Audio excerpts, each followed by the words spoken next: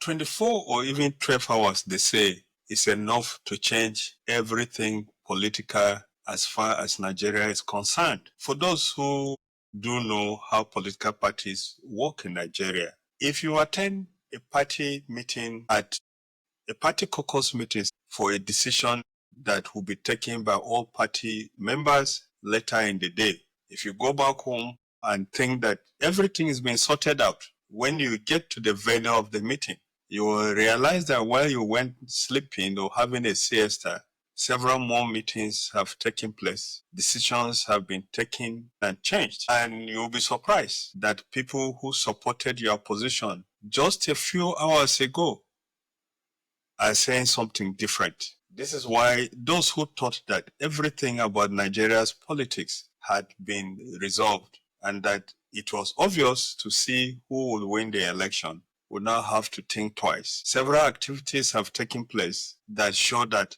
it is not yet over until the announcement is made. This is the other side. My name is Rimamnde Shawulu.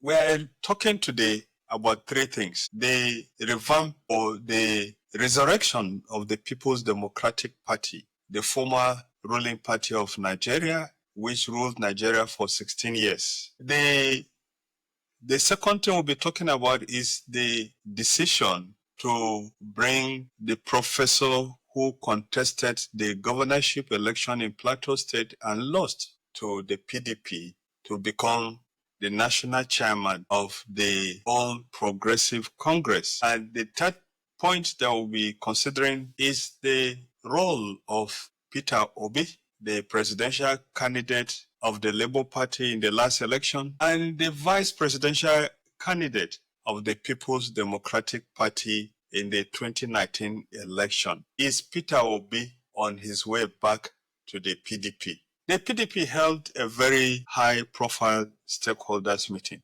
The meeting was presided over by Professor Jerry Gana, one of the founding fathers of the People's Democratic Party, one of the members of the G18, the group that wrote a letter to the head of state, General Sani Abacha, urging him to hand over power to the civilians. Alongside with him was Chief Jim Nwobodo, a former senator and former governor of Anambra State.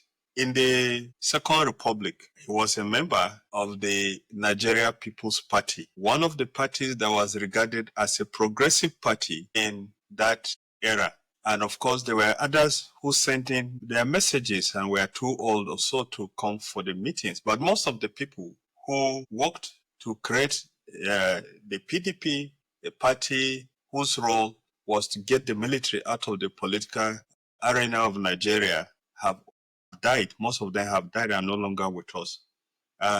In attendance, as you can see, were acting national chairman of the party, two serving governors, the governor of Bauchi State, Senator Bala Mohammed, who is the chairman of the PDP Governors Forum, and the governor of Zamfara State were in attendance. There were former governors, such as the former governor of Niger State, who was in attendance, a few members of the National Assembly, and of course, including Senator Natasha Akpoti-Uduaghan. And the meeting went on very well. And after the meeting, of course, you had the National Caucus of the PDP, and you had the neck of the PDP, and a date and venue were agreed for the National Convention of the party.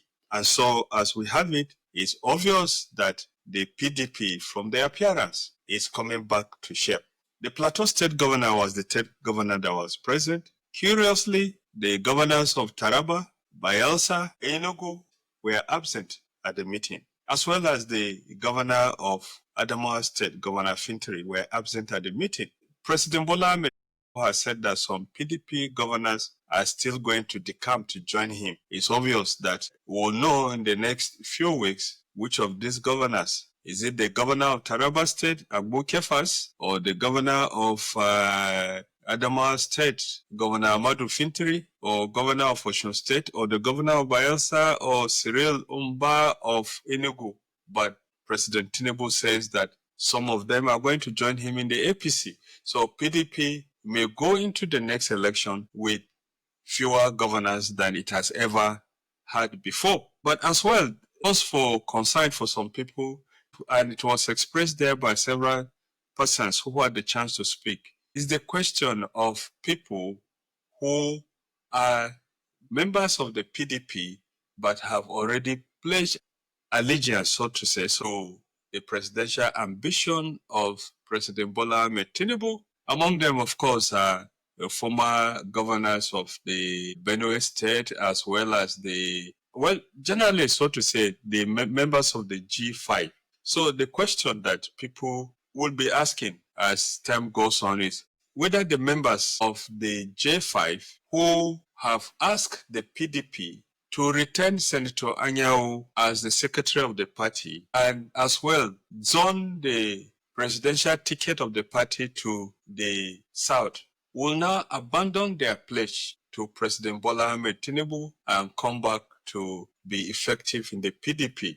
That remains to be seen. The fact that it is obvious, of course, that the members of the G5 may not be very united because the Makinde of Oyo State, who also supported President Bola Ahmed's presidential bid in 2023 against the PDP's official candidate, Vice President Atiku Abubakar, showing interest in running for the office of the president. But the question that people will ask, and people have raised the question, is Governor Seyi Makinde playing games? Because he knows that people from other zones will prefer a President Bola Ahmed Tinubu who has just one tenure to spend than gamble and to support a young, ambitious person as Seyi Makinde, who may wake up in 2031 and said he needs a second term. And so what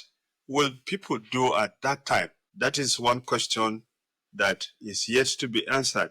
Also important, as far as the case of the PDP is concerned, is the question of how it will micro-zone the presidential ticket and whether it is going to be possible.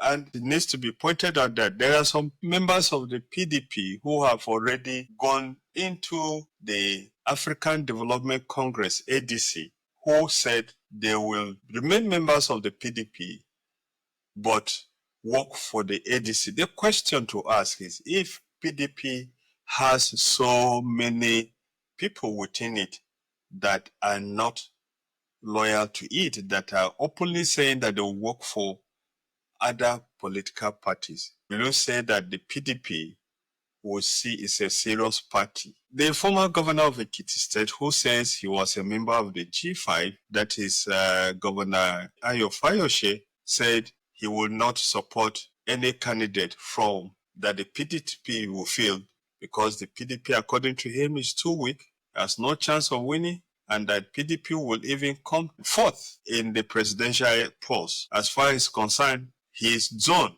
that is the Southwest, already has the president, and the candidate is doing well. So why should he go to support another candidate who may come from another zone?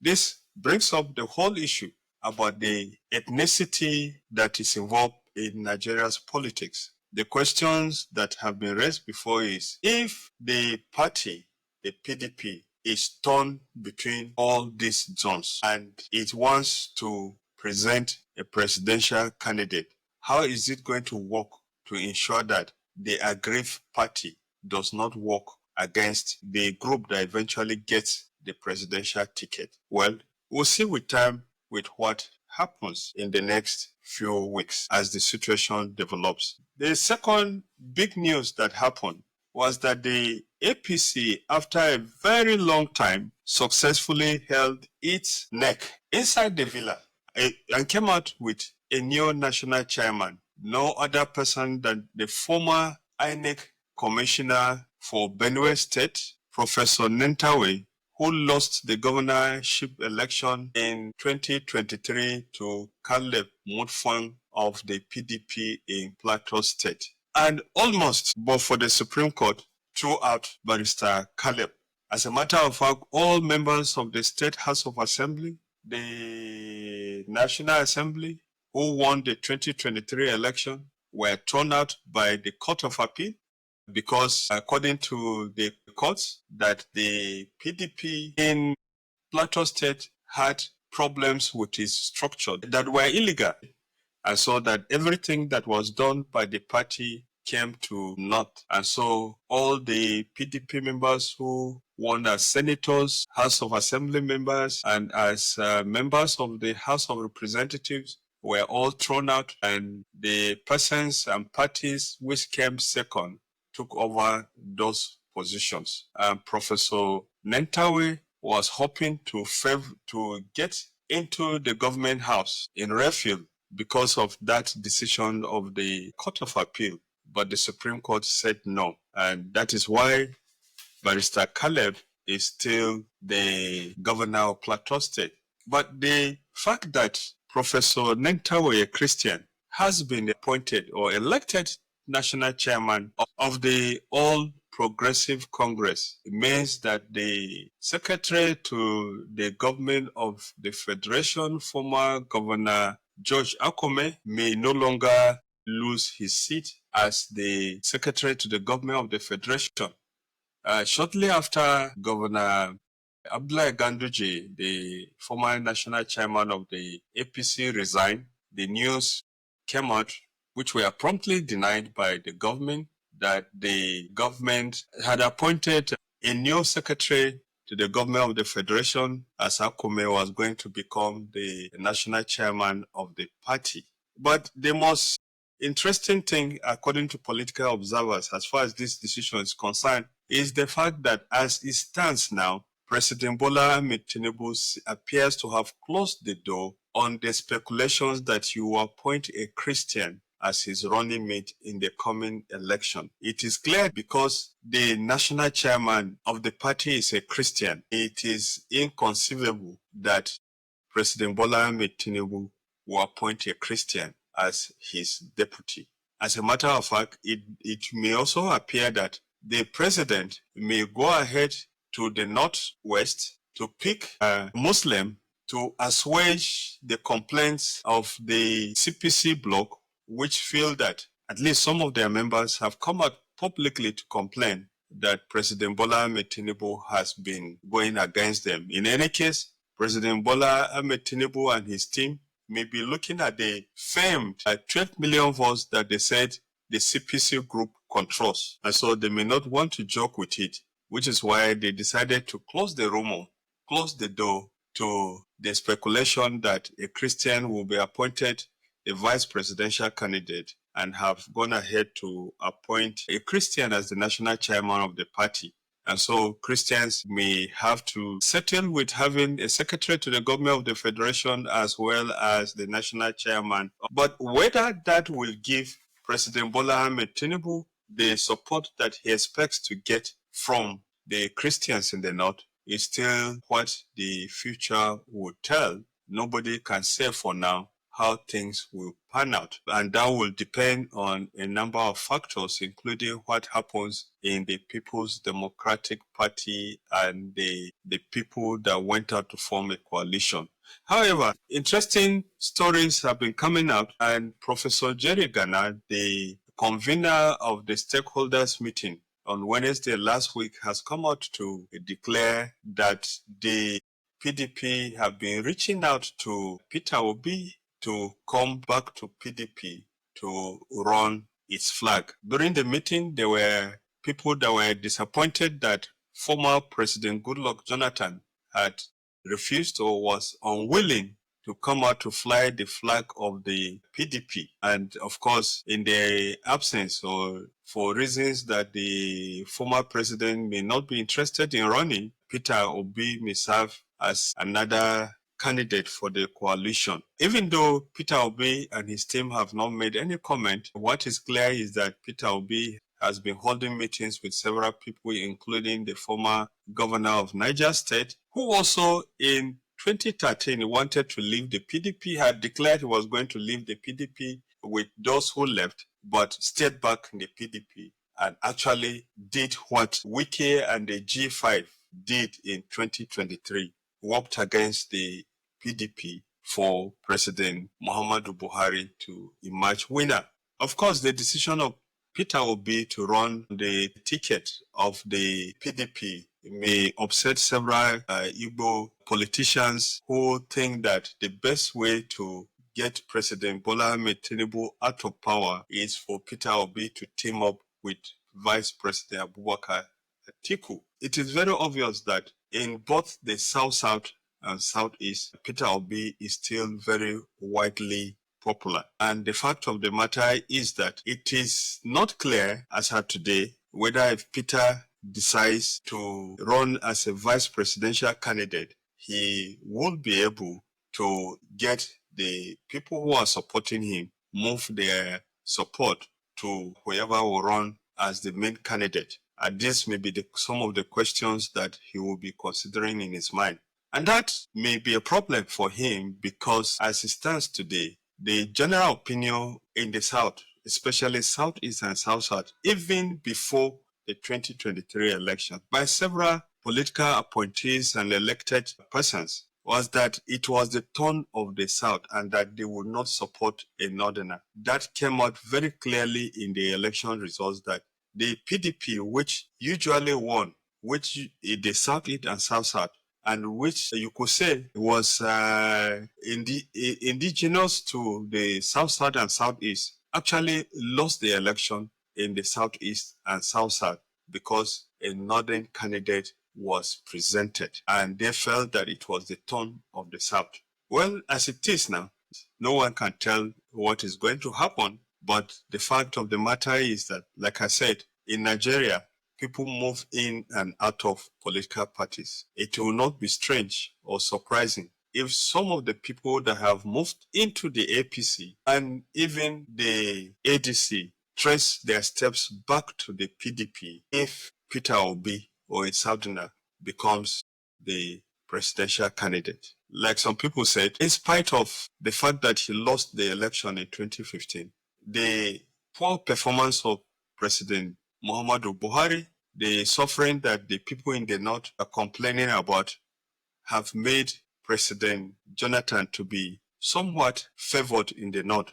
People are nostalgic about the time that he was president of Nigeria. And if he had agreed to contest, that may have changed a lot of calculations. And then it may have also taken away the deter that President Bola Ahmed Tinubu seems to be giving and his supporters seems to be giving to support his stay in power, namely that it is the time of the South. And so, like I asked before in previous episodes, if a Southerner becomes the presidential candidate of a major political party, what then happens? Let me have your views and your comments. Ensure that you like our video so that YouTube would recommend it to others, and ensure that you subscribe so that you'll get notifications whenever a new video is released. You may also choose to become a member of India Life that will give you access to information that is available only to members. This is the other side. My name is Rimamnde Shawulu.